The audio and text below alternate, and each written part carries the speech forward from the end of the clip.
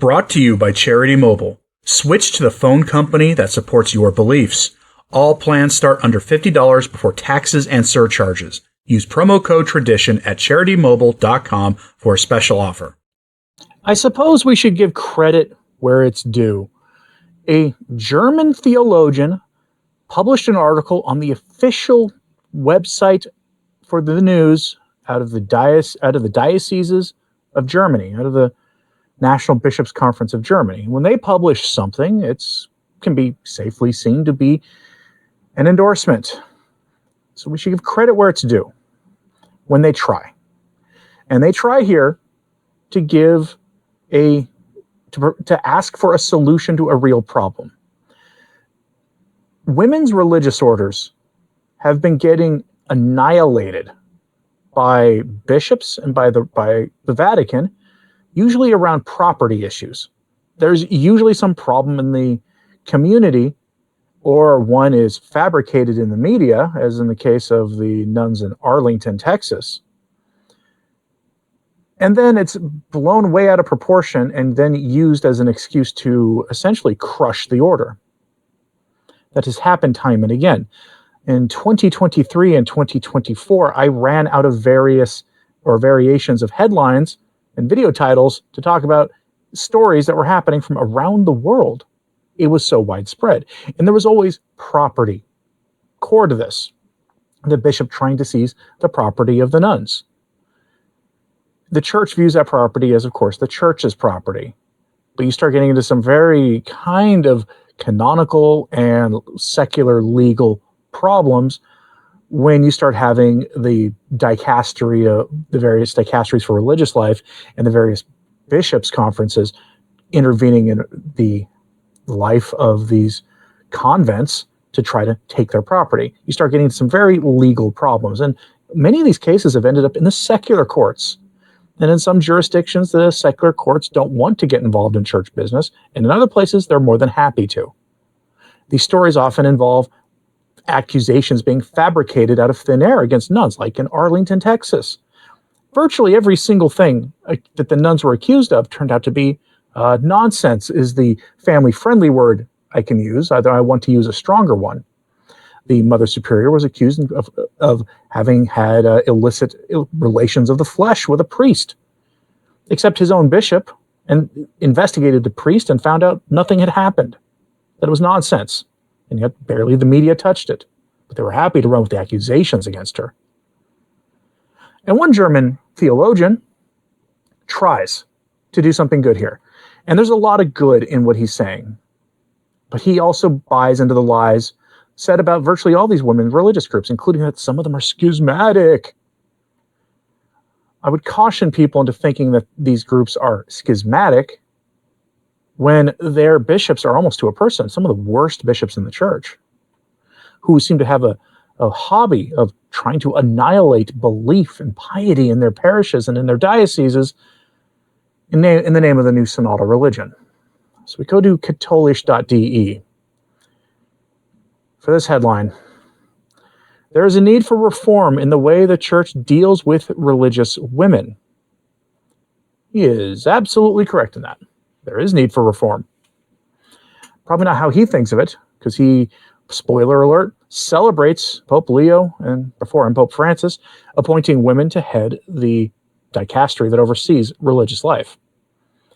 Putting religious in charge of that's not necessarily a problem, but they should be bishops. Religious who are bishops, because they will be experts from having lived the life of religious before they became bishops in the actual exercise and implementation of these dictates from Rome. That's not what he offers here, though.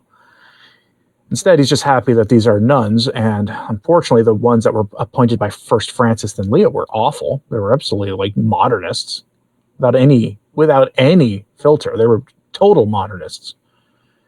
But that having been said, here's what he has to say. He's right, there is reform needed. He opens with his repeating a propaganda from the article, quote, "At first glance, the stories are wonderful tabloid fare. The schismatic poor Clares of Billerado, the mystery surrounding the sixth commandment, controlled substances and traditionalism among the Carmelites of Arlington. That's not true. And now the occupation of the 3 elderly Augustinian nuns in Goldstein, Austria.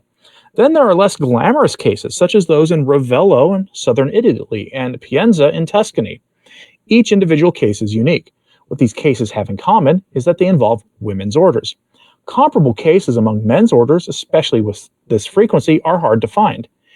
Individually, these are each tragic cases. Considered together, the question arises, what is the reason?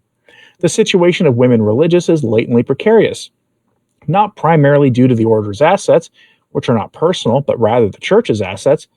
This is also true for male orders. Well, we're going to pause here. At the core of most of these issues, when you actually look at what is happening, is property. A lot of times, religious houses are shuttered, they're closed down, and then the land seized by the diocese and sold. Bankrupt dioceses trying to come up with money because people don't give anymore, on top of all the lawsuits they've had because of their either negligence or perhaps knowingly appointing men like Ted McCarrick, men like James Martin, into the priesthood, and then reaping the whirlwind for the church when the inevitable happens, and then having to pay out hundreds of millions of dollars in lawsuits. So they're looking for money anywhere they can get it, and real estate's an easy place to get it, especially since religious houses tend to be on some very prime real estate, especially ones in or near urban areas. Very prime real estate. So the author here, I think, is just dead wrong when he says that this isn't, these assets aren't part of the equation. They are absolutely central to the question. Back to the order. Perhaps more important is the difference regarding ordination. Many men religious are clergy and remain so, even if their order ceases to exist or they are dismissed. The church must care for them if it does not want to risk the creation of vagrant priests. Women religious, on the other hand, simply return to the lay state. In addition, there is markedly unequal regulation of men's and women's orders. Comparably strict and general regulations, such as those provided for in the 2018 instruction, Cor Orans, of the Dicastery for Order of Nuns, do not exist for men's orders. Despite some improvements in the handling of cloistered orders, these rules were controversial from the outset. This was primarily because they did not accept established structures and mandated unification into associations, but also because the 9-year training period required of nuns was considered disproportionately long. End quote. So, I have a solution to Cor Orans. Get rid of the stupid document. Get rid of it. Abolish the entire federations as they exist. Allow the nuns to associate with other like-minded groups with the same founder and the same charisms. Benedictines with Benedictines and Dominicans with Dominicans. And let them associate with the ones they want to.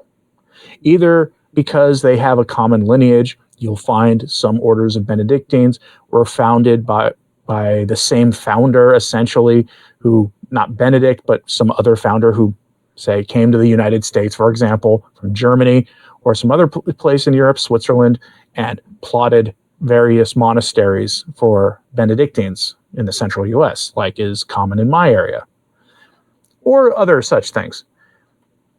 Allow them to associate with the groups they want to associate with, if they're going to associate at all.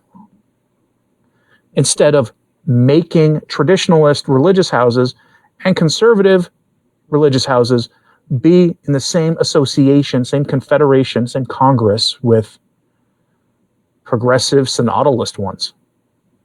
Nuns in full habit sitting in groups with nuns who are in pantsuits and dedicated to political activism.